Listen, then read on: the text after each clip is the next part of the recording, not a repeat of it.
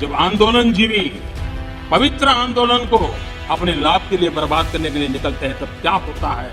देश की संसद में पीएम मोदी ने खुद जब आंदोलन जीवी शब्द इस्तेमाल किया तो इसके बाद ना इस शब्द के कई और प्रकार निकाले गए। जैसे विपक्ष ने इससे इंस्पायर होकर खुद पीएम मोदी को जुमला जीवी कहना शुरू कर दिया। लेकिन अब जुमला जीवी, तानाशाही या बहरी सरकार जैसे शब्द संसद के अंदर इस्तेमाल नहीं होंगे। अब अगर संसद की कार्यवाही के दौरान कोई भी विपक्षी सांसद कहे कि सरकार तानाशाह हो गई है या फिर सरकार दोहरा चरित्र अपनाती है या निकम्मापन कर रही है, नौटंकी, ढिंडोरा पीटना, बहरी सरकार, इस तरह के शब्द भी अब असंसदीय माने जाएंगे अगर कोई सांसद इसका इस्तेमाल करता है तो।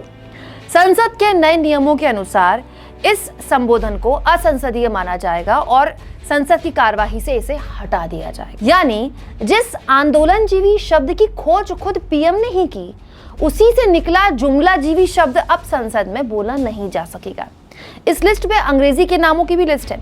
Ashamed, abused, betrayed, corrupt, drama, hypocrisy and incompetent, इस तरह के शब्दों को इस लिस्ट में डाल दिया गया है। मतलब करप्शन और खासतौर पर बिट्रेड, ड्रामा, हिपोक्रेसी, ये तो खासतौर पर इस्तेमाल किए जाने वाले शब्द है और विपक्ष ये शब्द इस्तेमाल करता है सरकार को कोसने के लिए।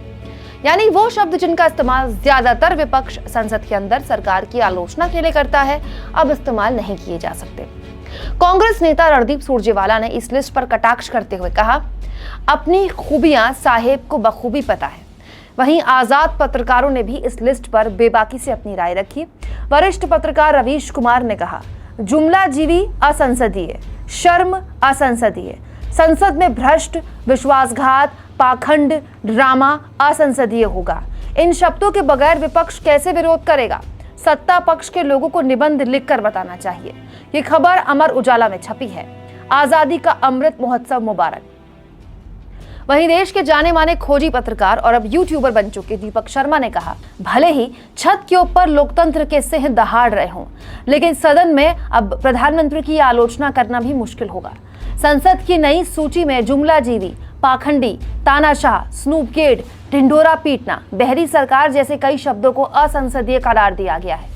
क्या आपको भी लगता है कि ये लिस्ट जारी कर एक तरह से विपक्ष की आवाज संसद के अंदर दबाने का प्रयास किया जा रहा है? कमेंट बॉक्स में लिखिएगा जरूर। और दोस्तों, हमारे चैनल को, हमारे फ्री जर्नलिज्म को आपके सपोर्ट की जरूरत है और वो तब होगा जब आप थैंक्स के ऑप्शन का ज्यादा से ज्यादा इस्तेमाल करेंगे।